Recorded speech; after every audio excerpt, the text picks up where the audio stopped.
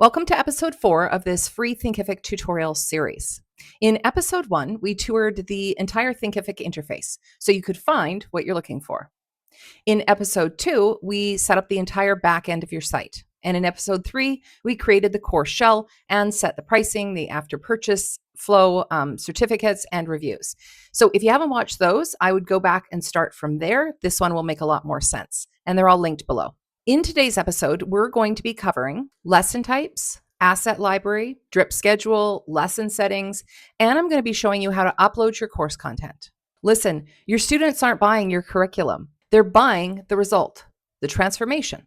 The curriculum is just how they get there. And here's where I see people go wrong all the time. They log into their Thinkific site and start building the course. Don't. You build the course outside of Thinkific, and then you come in here and load it in. That's what we're going to be doing today. If we haven't met yet, my name is Kim, better known as Brainy Girl, and I have been one of Thinkific's top experts since 2015. I have literally created hundreds of Thinkific sites for clients and taught thousands of students how to set up their own Thinkific site properly. So let's dive into episode 4 and get your course content uploaded. So you never want to build your course in Thinkific. If you ever decide to change platforms or you need a backup of your materials, you need to be able to have those external of your LMS, your learning management system, in this case, Thinkific. So what I do for every single course that I create is I basically create a Google Sheet. Now you can do this in Notion or Airtable or wherever you want to do this, but basically there's just two tabs. I've got my details about it, and then I've got my curriculum. So I've got what chapter it's in, what the lesson title is going to be, what kind of lesson it is, the links to the lesson materials over here. And then you can add another, column for notes or whatever. And then as I add it, I just check it off. It's a very, very simple system, but I have everything in here now. So if I ever need to refer back to what was in, lesson 2 of the training session or the training section or the training chapter, I know exactly what's there and I can easily swap it out or look at it or whatever. So this is just a nice way for me to organize everything. And then in Google Drive, I have a specific folder with my curriculum in it. So this is all of the curriculum that's going to go in the course. So my outline is here, my curriculum is here, and now I'm ready to create my course. Now I've just done this as a mock-up course, so it's not necessarily the structure that I would use in a course, but for this purpose, my goal is to help you understand how to create, like where to create the course, where to keep your course content, and then how to upload it to Thinkific properly. So if you watched my last episode, you'll know in Thinkific, we're going to go into products and courses. We actually created 2 courses. One is the classic builder and one is the new course builder. Because the new course builder is still in beta, I'm not going to upload my course content to that. I'd rather use something that I know is stable right now. And maybe in the future, once the new course builder is out of beta, I may create another tutorial like this for the new course builder. But I know that the classic course builder is stable, and so that's what we're going to use. So we're going to use this one here. And so I've already created the course. We did that in episode 3. And so what I'm going to do now is go into edit the curriculum. So as you can see here, we're starting from nothing. We're starting from scratch. So how Thinkific works is it works on a chapter and lesson basis. So a chapter is like a module or a section of the course.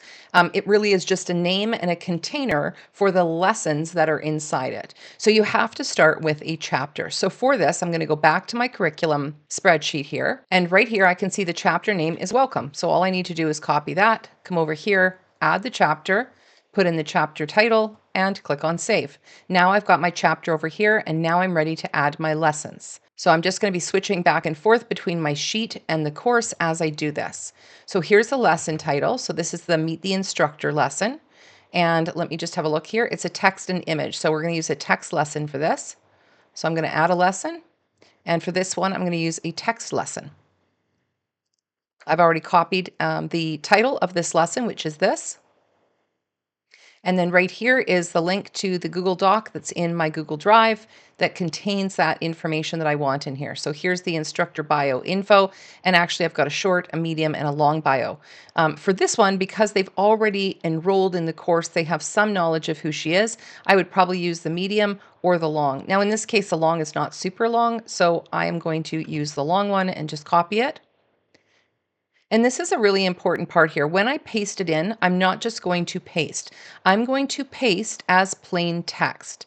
Now you can do this by doing Control-Shift-V on your Windows if you're using Windows, or you could just right click and paste as plain text. And the reason I'm doing that is because I want the formatting of the text throughout to be the same.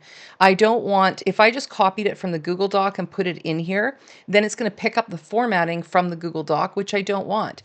So I'm going to do it like this and paste as plain text. Now, I also want to add an image. So we can see here that this is the asset file for the instructor. So I'm just going to click here and I'm going to download this image. There's our instructor. And I want to add that into this text lesson. So I could add it at the top. I could add it anywhere in here that I wanted to. I think I'm going to add it just under this sentence. So I'm just going to hit enter, make a space for it. And then this is called the WYSIWYG editor. The what you see is what you get. So there's some options up here about what we can do with the text, and we can add video and image and so on. So in this case, I'm going to insert an image. I'm going to browse my asset library. It's not in there yet, but we can go to our asset library here. And that way we can pull an asset from another lesson, maybe that we've uploaded previously into another course. So this is just somewhere that you can keep all of your assets. So I'm just going to upload because in this case, I don't have it in here. I'm going to browse. I'm going to grab that and I'm going to upload it. So now it's in my asset library if I want to use it for any other courses. So I'm just going to click add one asset and we can see it right here. Now it is too small. If we previewed it right now, the image would be way too small for the lesson itself because the text is quite long and goes full width. So if you just click once on this image, you get another little editing bar here. And so what we can do now is we can click on change size. And we can just change the size of this image. So I'm going to change it to 800 pixels and click on update. And then I'm just going to center it here. There we go. So that looks good. The other thing that I want to do is I want to change the text to 18 pixels. That tends to look good and be very readable on both desktop and mobile. So I'm just going to Control A or Command A to highlight all of the text, come up here, click on size 18. I can also, let me highlight it again. I can also change the text like font type if I want, or change the text color if I want. So let's change the text color to black. There we go. And then maybe I'll highlight over this. So I'm just doing minimal formatting on here. And that looks pretty good. So now if we scroll down, every lesson has lesson settings. So I can make this a free preview lesson or make this a prerequisite, meaning the student could not move on to another chapter within the course if this is marked as a prerequisite unless they have clicked complete and continue on this lesson. It doesn't stop them from moving to the next lesson, it stops them from moving to the next chapter. Really important distinction. I could enable discussions for this lesson, so that's like a forum within the lesson that I could enable if I want to moderate that, which I wouldn't. And I could remove the margins in the course player. So I'll show you that in a second. So I'm going to click Save Lesson. And then I'm going to come up here to preview the current lesson because I want to continue to check before I move on to the lesson. I want to make sure this one looks good and it's formatted correctly before I, do the whole thing and then realize I've made some formatting error. So I'm just going to click on current lesson. And this is what it would look like to a student. So that looks pretty good. It's fairly readable. I'm going to leave this open for a minute and come back to my course admin panel here. Now, what I was going to show you is if you scroll down, if I wanted to remove the margins in the course player, and then we come back and do a refresh on this page, now you're going to see that the text extends full width. Now, I like a little bit of width. I actually use one of Rob Galvin's power-ups for this to make it about 80% width. But in this case, we're just dealing with what we get out of the box with Thinkific. There are definitely ways to enhance this, but for the purpose of this tutorial, I just want to show you how to get your course material uploaded, call that version 1, and down the road, or once you launch, or at least once it's loaded in, then you can look at creating interactive lessons or better formatting or any of those things. So for this purpose, I am going to come back here. I'm going to remove this so that it's just the regular margins. Save that, come back, do a refresh, and there we go. So we're going to leave it like this so the image and the text is all the same width, and we are done lesson 1. So I'm just going to click that off. All right, the next one is still in the welcome chapter, so we don't have to add that again, but here's my lesson title. So I'm going to add a lesson and let's see what kind of lesson it is. It's a text lesson again. So let's do text. Here's my lesson title, and let's go over here and grab the text from here. Now, again, would I suggest that you use heavy text in a course? Absolutely not. But for the sake of this tutorial, I want to show you different lesson types and what we're going to do with them. So something like this, I would probably make into an interactive lesson if it was me, or some kind of better formatted, easier to engage with and consume as the student. But again, for this case, I'm just going to copy this. Going to come back to our lesson here, and I'm going to paste as plain text. And now I have to really do some formatting. So let's do that right now. I'm going to highlight over everything, make it size 18 and make it black before I really start doing much editing. So for something like this, I think I would probably make that a header 2. And I would probably make that size 24. And again, here's another header. So I'd probably do the same thing here. And then here's our 3 rules. We'll do exactly the same thing. That way we've got some consistent formatting. And what you need before lesson 1. And one last thing. There we go. So it's just a little note from the instructor, just setting some expectations for the course itself. And again, there's a lot more that you can do with this, but we're just getting it in so we can get it up and then we can play around with it and make it better. So I'm going to click Save Lesson. All right, so we are done that lesson. Next one.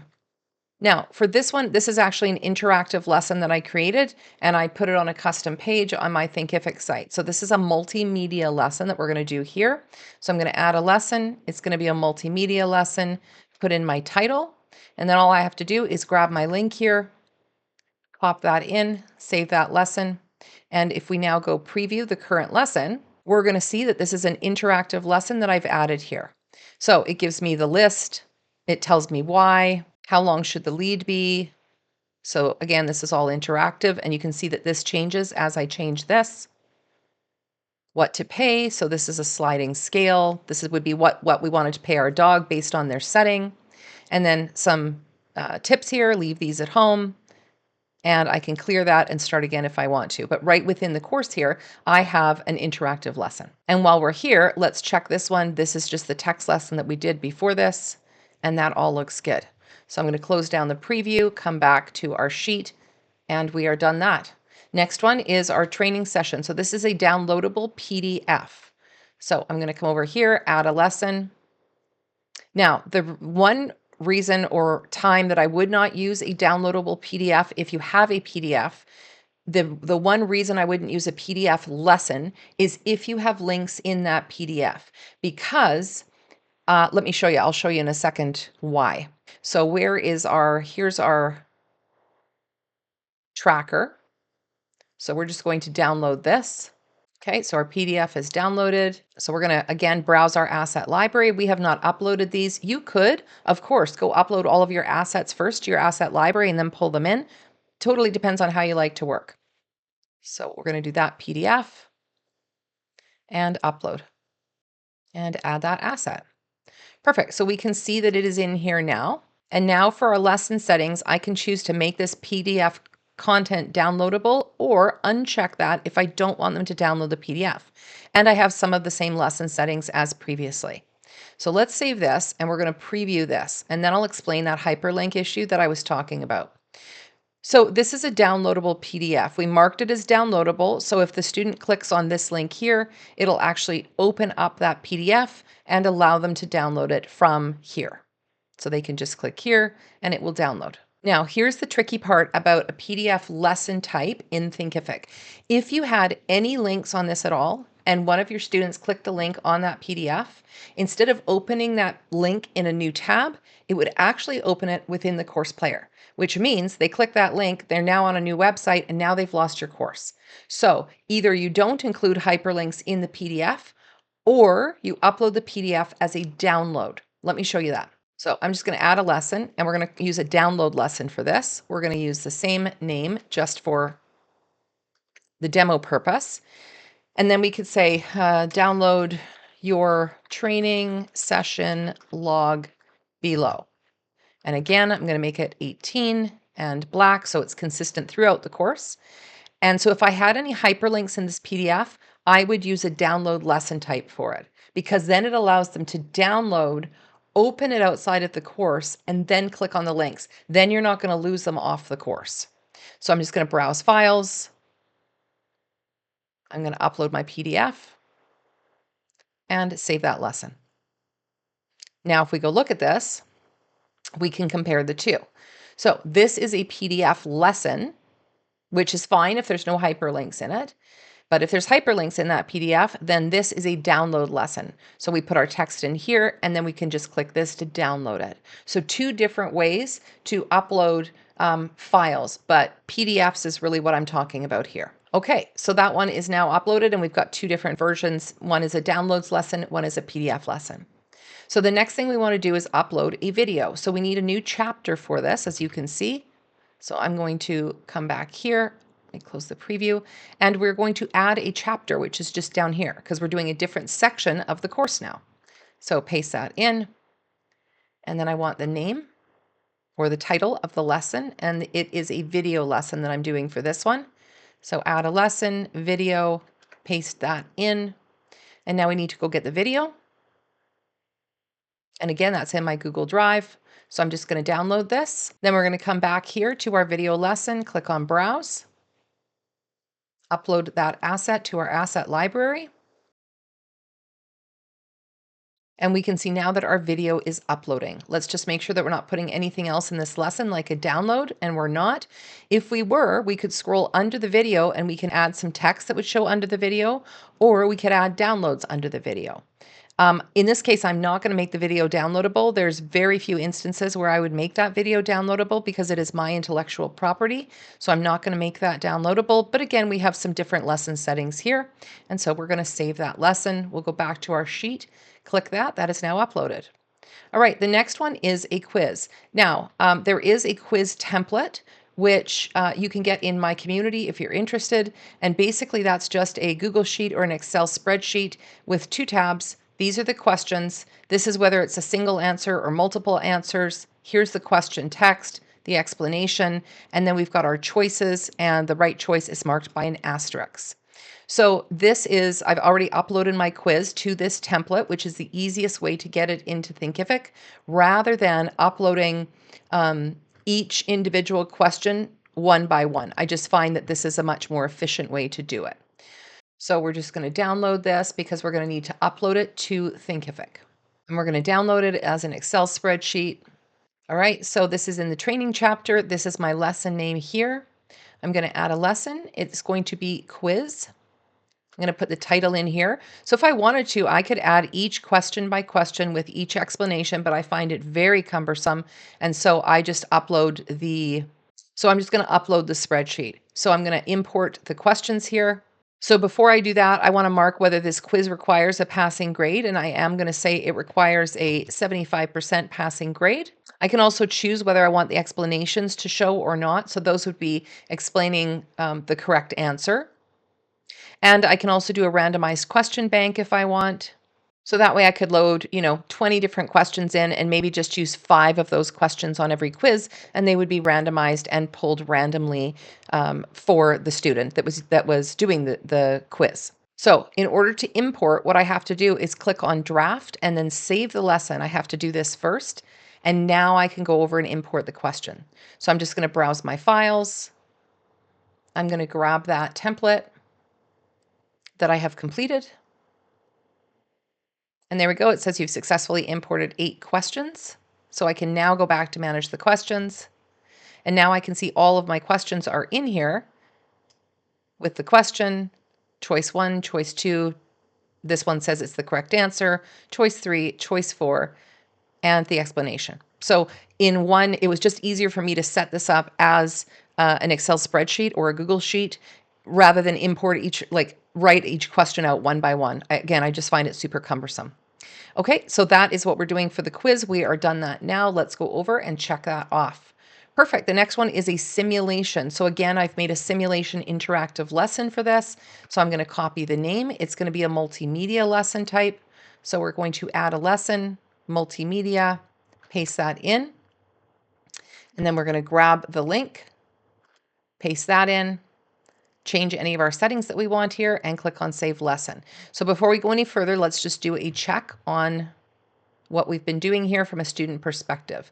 So we checked down to this lesson here and our training logs. We looked at those, 2 different ways to upload PDFs. So let's go into the training. So this one here is the video, and I can change this color here, this course player color within my video library. So we've got our video, and then we have our quiz, and I can see it's still in draft mode. So let's go fix that right now. So there's the quiz. I'm going to uncheck from draft. And then if we just refresh this preview, now we've got our quiz in here. Okay, and then the third lesson is the simulation. Again, this is a simulation that I created for this to keep the learners engaged, and they can do it right within. Yeah, so this just makes it more engaging for the learner. All right, let's get out of preview. We're going to go back here. We have now done that one. So the next one we're going to do is a live Q&A. So for this purpose, we're going to pretend that it's live blended learning. So it's maybe a cohort, or there's some live component to it. So what we want to do is we want to do a Zoom lesson for this. I'm going to copy the title. We're going to add a lesson, and it's going to be a live Zoom lesson. Now, the first time that you do this, you are going to be asked to connect your Zoom account. So you're going to go through that process. It walks you through it. And so now for this one, we're going to do the title is live Q&A. The topic we're going to call live Q&A. We're going to do a quick description. Join Nadia, other students to ask your questions. Okay, and again, we'll put Nadia in here. And then it's going to ask it if it's a meeting, or a webinar. Meeting is when everyone joins you on screen. Webinar is when no one is on screen except you and or the other hosts. However, you do need to be on a specific Zoom plan to do it as a webinar. So when are we scheduling this for? Let's schedule this for the 22nd at 9 a.m. And it's going to be 1 hour. We'll do it in my time zone. This is not going to be recurring, but if it was, we can mark that there. Here's a meeting password. So you want to make sure that record the meeting automatically is on, and I would do it in the cloud, but you could also do it on your local computer. I would not suggest enabling them to join before the host. You want to join and start the session and then have them join. And the waiting room is only if you want them to actually wait somewhere and you sort of approve them to come in. And again, we've got our lesson settings, so we're going to save that lesson.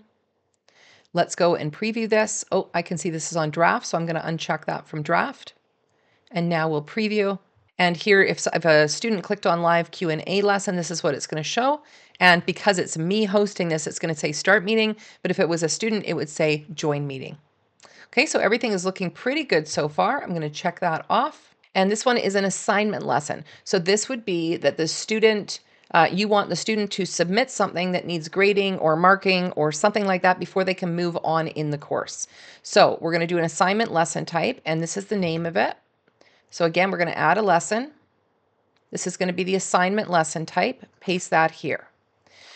Now, this, you could add some text content here to tell them what the assignment is, and you can provide a downloadable template as like an example for a student. So in this case, what we're going to do is we're going to open our Google Doc, and I am going to put all of this into the content section. Now I could also do it as a downloadable template, but for this I'm just going to put the instructions right up here for them.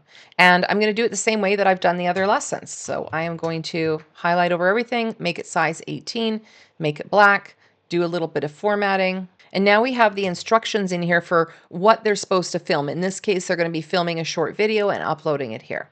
Again, here's where you'd add a template if you wanted to provide a template or an example to assist students in completing the assignment. Here's your maximum file size. So the max upload is 100 megabytes. So if you want it less, you could do that. Otherwise, I would just leave it on 100.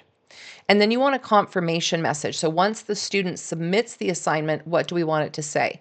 And so in this case, I actually have put it here in my assets and files beside this lesson. Just take a little piece of this.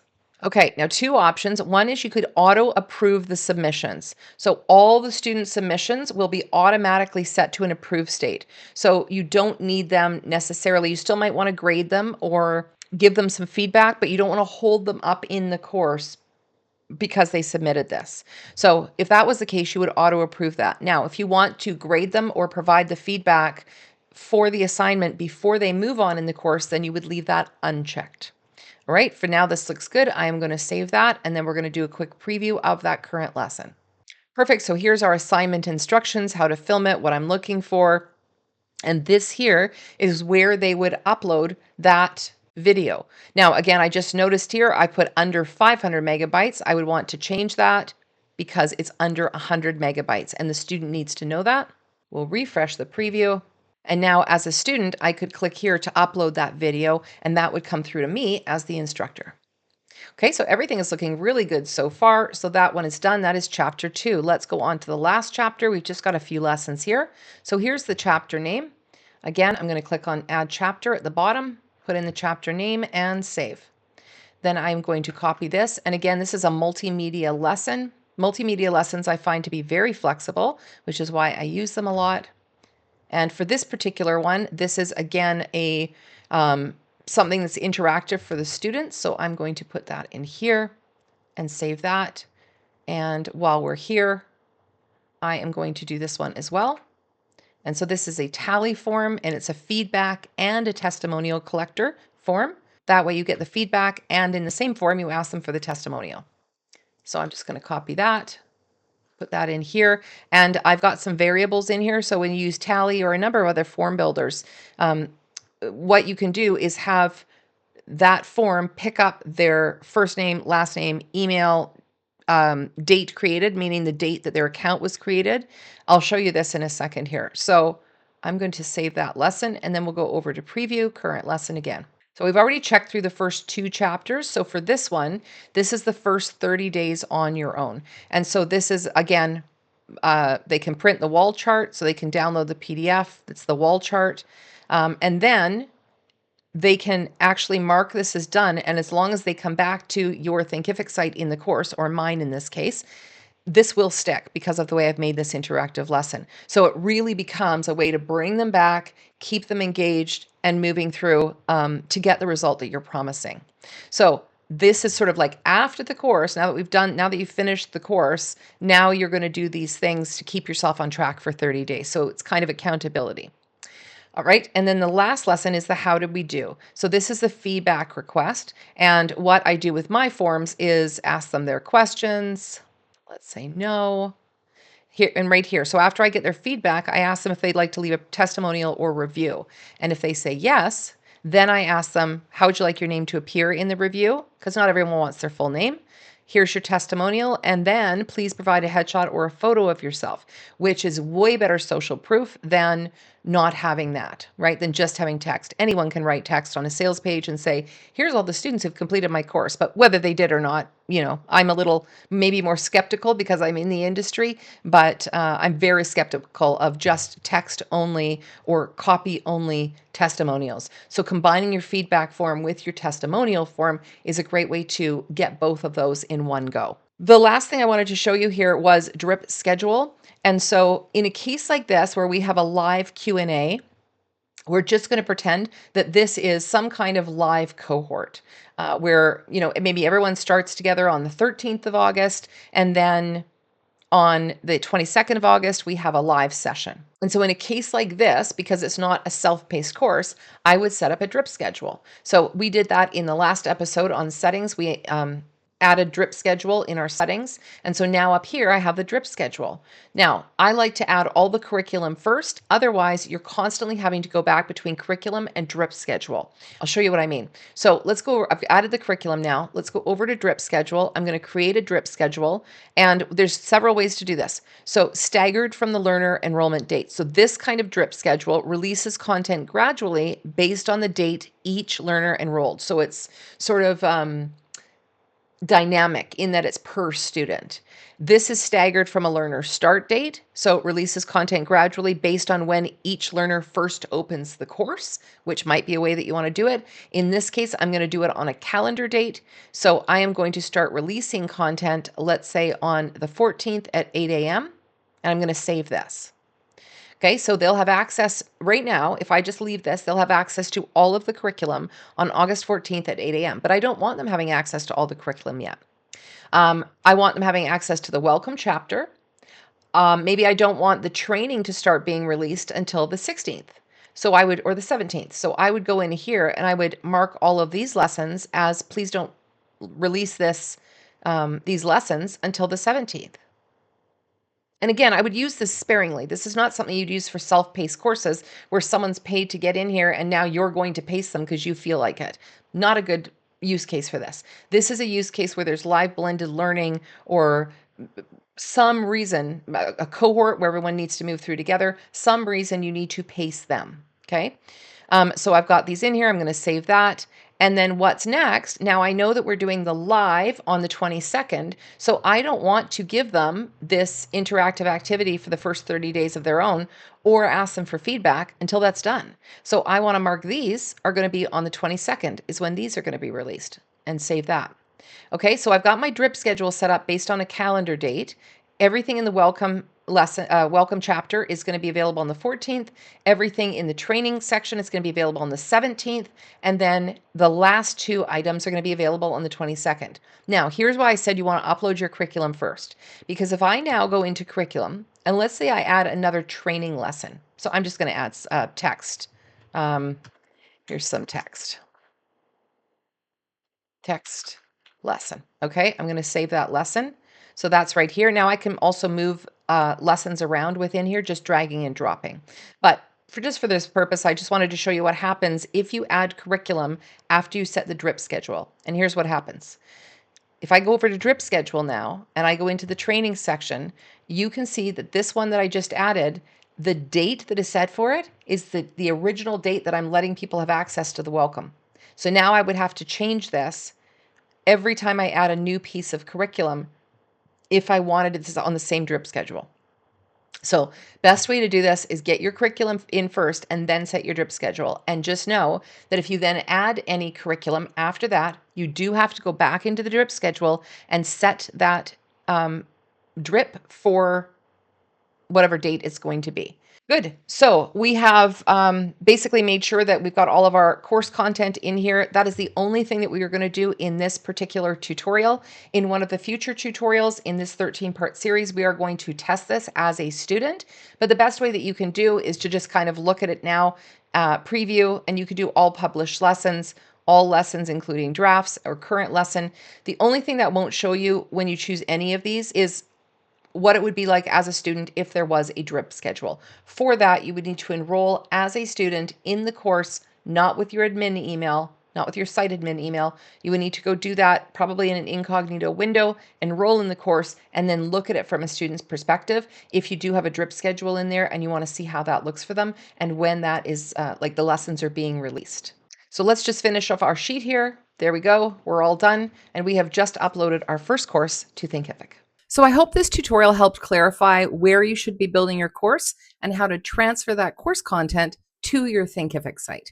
In the next episode, episode 5, we're going to be building your sales page for your course. So make sure you click subscribe and hit that notification bell if you want to be the first to know as I release new videos like this. Thanks again for joining me, and I'll see you on the next video.